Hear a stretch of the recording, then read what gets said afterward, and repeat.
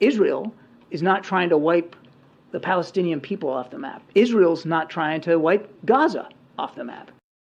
Isn't Israel trying to wipe Gaza and the Palestinian people off the map? But this word genocide is getting thrown around in a pretty inappropriate way by lots of different folks. What Israel is doing in return, I don't think meets the category of genocide. Breaking right now in the Gaza Strip, the most murderous frenzy of the war is taking place.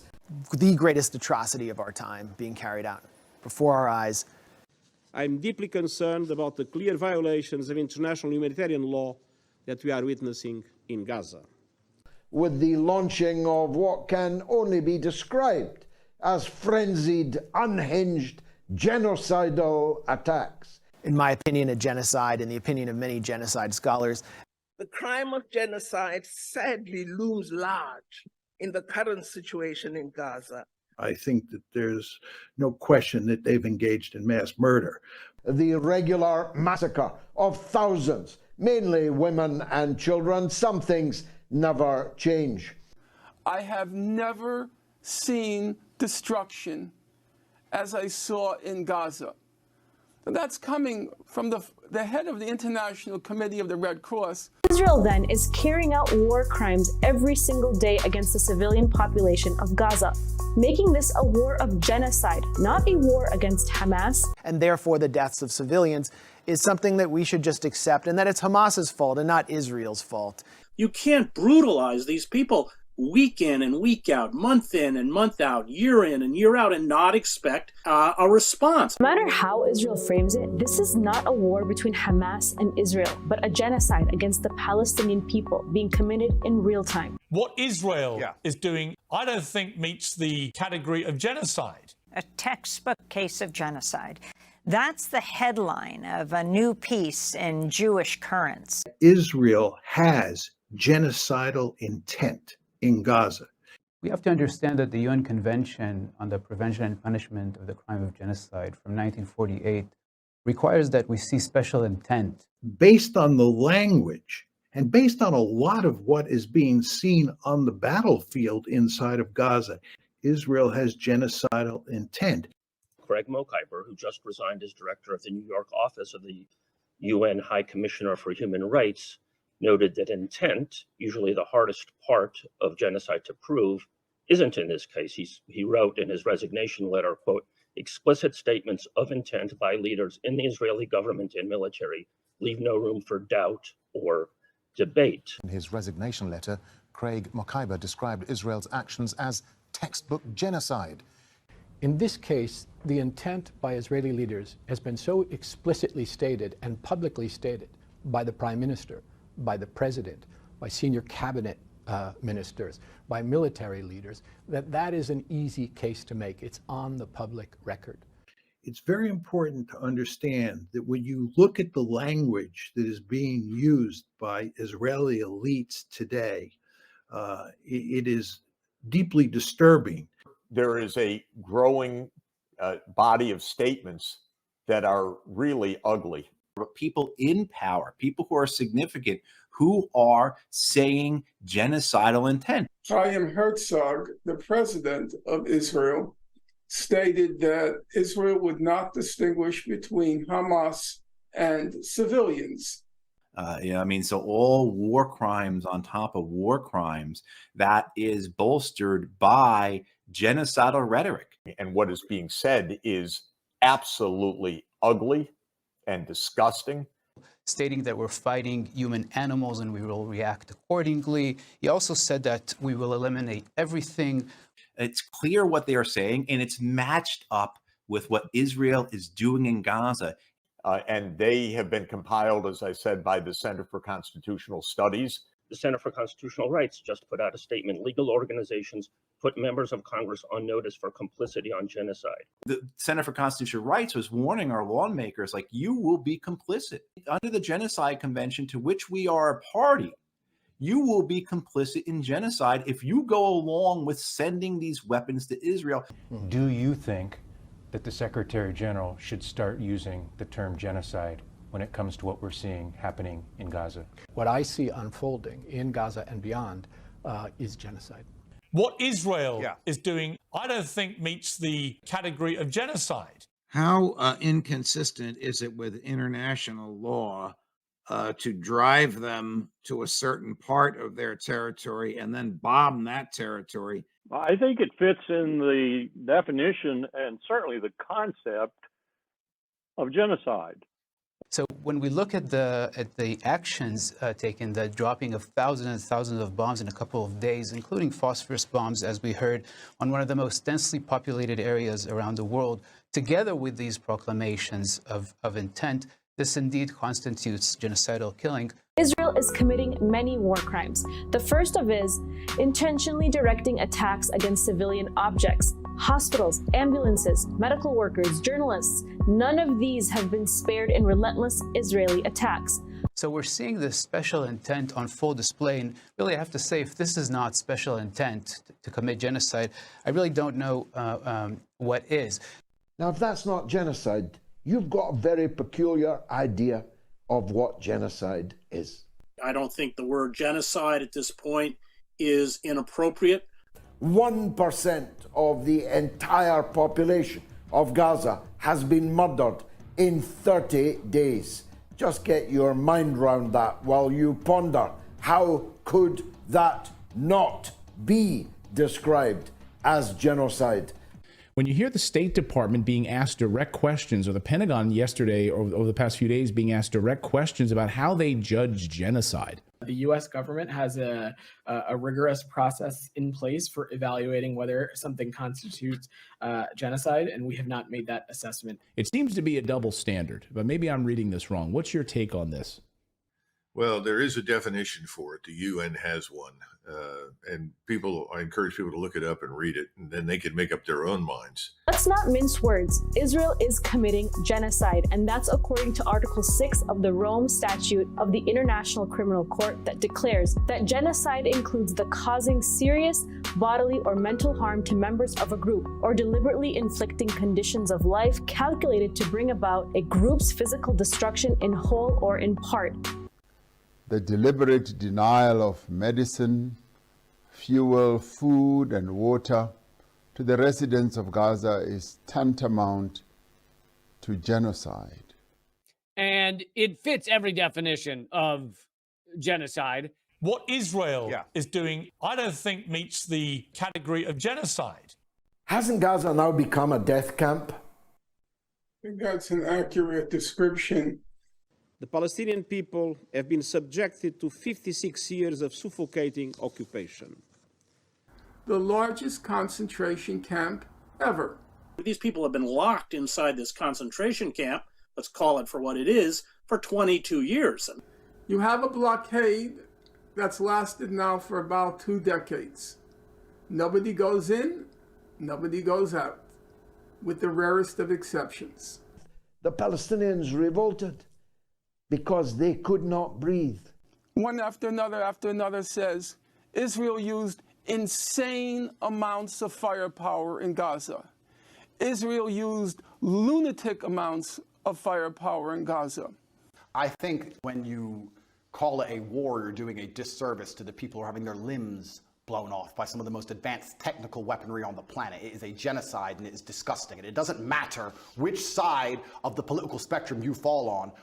One after another says, we blew up, destroyed, systematically, methodically razed every house in sight. An eye for an eye is one thing, but 11,450 pairs of eyes. Israel has killed over 5,000 Palestinians, 62% of whom were women and children, a clear case of the ICC war crime of willful killing. We are well over 10,000, almost, I think, to 11,000 people, Gazans killed just in a month. 74% of them, women, children, and elderly people, is way too far. What Israel is doing, I don't think meets the category of genocide. You can decide for yourself whether it's minimum force when Israel leveled 18,000 homes. You're seeing the deliberate eradication of a people, the deliberate eradication of any infrastructure that would allow for people to live, the forced displacement of people. A policy that is designed to eliminate an entire population. They are being missiled and bombed by the world's most powerful war aircraft, given to them gratis by the United States of America. Israeli airstrikes have constantly and willfully targeted civilian areas, wiping out entire residential neighborhoods. Everything that Israel's doing is a war crime. It constitutes collective punishment, which is illegal under international law. The collective punishment of Palestinian civilians through the unlawful use of force by Israel is a war crime. And therefore you're guilty of murder, mass murder, a war crime. Bombing hospitals, ordering the fast evictions of hospitals, which the World Health Organization has declared to be, quote, a death sentence. CNN is not showing these images from inside the hospitals of doctors being handcuffed, blindfolded, humiliated, babies being taken from intensive care units and incubators. They've gone from saying they would never bomb a hospital to actually attacking in broad daylight every single hospital in Gaza.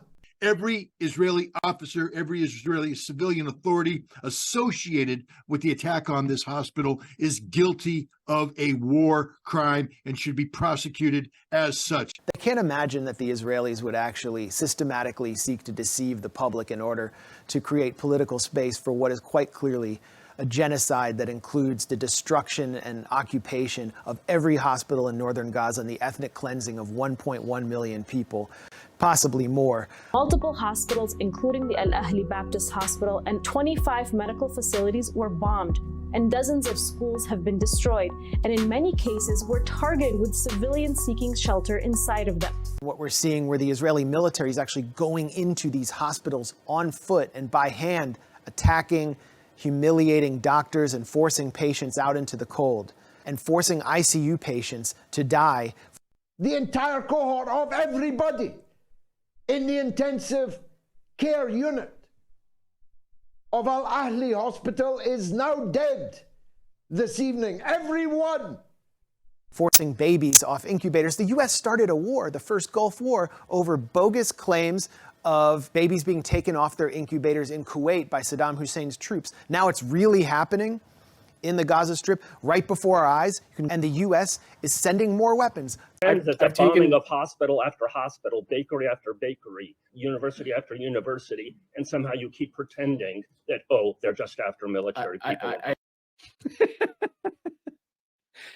If people can honestly believe dropping 2,000-pound bombs in refugee camps is a complicated legal question. To me, that is straight out insane. So we're seeing the combination of genocidal acts with special intent.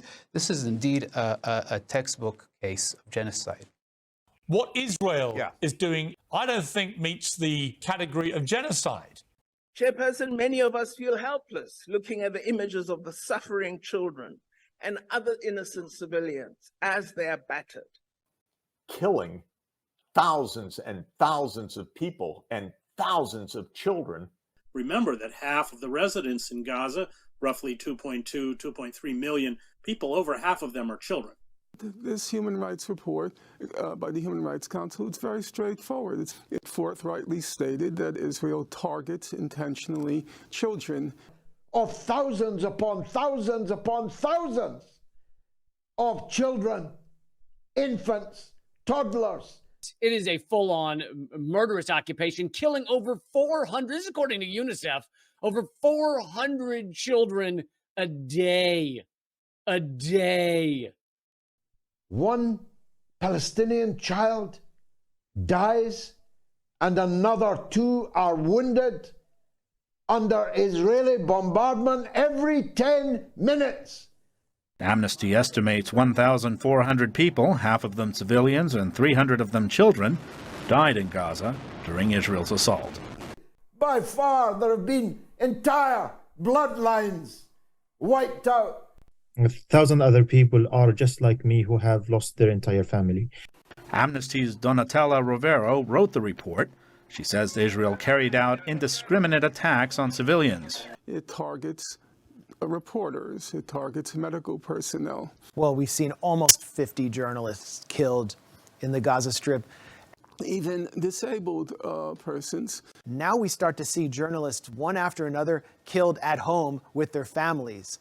Overwhelmingly, in fact, virtually entirely, all the infliction of death and destruction is on the Palestinian side. Amnesty also says Israeli forces prevented medical teams from reaching the wounded during the assault. This nationwide denial of the most basic needs for human survival clearly fits within the parameters of genocide. These are massacres. They're not conflicts, they're not engagements, they're just outright massacres. Yeah, there is no excuse for why the U.S. is not calling this a genocide. If you look at just about any definition you can find, and as Sam Hosseini points out, many legal scholars have said this. A genocide under the watch of the international community. This is an attempted genocide. They're trying to kill as many people in Gaza as possible. It's a premeditated, all-out, genocidal, crazed assault on captive people. What Israel is doing, I don't think meets the category of genocide. This is the new Nakba that former Shin Bet director Avi Dichter of Israel has called for explicitly. It is ethnic cleansing. We're witnessing ethnic cleansing. This doesn't even deserve to be called ethnic cleansing. There's only one word you can use, and it's the most uncomfortable word of them all. What's happening in Gaza is a Holocaust. Another Holocaust in the history of humankind. A Holocaust. Of course, what's even more appalling is the complicity of the international community, or let's call certainly Washington and Europe. And just as the European powers and North American powers turned their back on the Holocaust of the 1930s and 40s, this time they're not turning their back. With the White House green-lighting Israel's genocidal military operation in the Gaza Strip on the basis of lies, deceptions, and distortions of half-truths spun straight out of Netanyahu's office and into the mouth of Biden, starting with the 40 beheaded babies lie. It's jaw-dropping on the part of Washington and European capitals as they sit there and do nothing. While the world looks on in horror, our leaders in Washington, in London, and in Brussels watch on approvingly and supply Israel with the weapons needed to commit this slaughter. They're actually fueling the perpetrators of that Holocaust with oil, with weapons, with money, with propaganda. In our media, well, they continue to whitewash Israel's violation of international law by pushing this soft propaganda, bias framing, and disclaimers to ensure the genocide of unworthy victims continues. They don't play fair. Like they release stories that aren't true. They use disinformation to switch narratives. Where are the ethics there? You're agreeing to not go on the record about what you see and to subject yourself to a obvious psychological operation on an Israeli military base while the military is literally beheading children and burning them alive in Gaza. They have social media posts that aren't real so they can get people riled up about certain things. So this is an indictment of the international press, and it's an indictment of these politicians who are willing to be subjected to this. Quisling politicians, quisling journalists, collaborators in genocide, every one. Western officialdom and the Western press is simply racist. So these governments are not responsive in any way to public opinion. They're not responsive to international law. They're not responsive to genocide. So the hypocrisy is rank. In Germany, yesterday, it became a crime to use the phrase, "Stop the genocide." Think about that. Why can't we all just sit down and say the fighting must end? Why can't we do that? Why can't we sit and say, nobody should be dying, let's stop using the most advanced military weaponry on the planet to blow the limbs off children? People need to get angry. People need to start getting angry. It's time for everybody to get angry. Israel no longer gets a pass. This isn't about anti-Semitism. What Israel is doing, I don't think meets the category of genocide. Which side is waging genocide? The Israelis are genociding the Palestinians, and you know it as well as everybody else does. That. Well, then it seems like your bosses are not allowing you to know it. What's the line where they won't cross? What's the line? Is it 1 million people? Is it a nuclear bomb? You know, what is the line? There's probably no line. How far will this go? I don't know. I mean, once you open that Pandora's box of war, and I spent 20 years covering conflicts all over the globe, you don't control it, it controls you. So this could go horribly wrong in terms of a regional conflict. This cannot be tolerated. This brutality should not be accepted. We must call for a ceasefire now. If you're still supporting what Netanyahu himself has paused, you are a psychopath. You should not be walking among us. This is not a Jewish problem. The Jews are not to blame. This is about Zionism, political Zionism. And every day we now see more and more evidence of the fact that Zionism has become a kind of mental illness. They must examine the conscience that normal human beings have and see how ugly, how crazed that which they have been supporting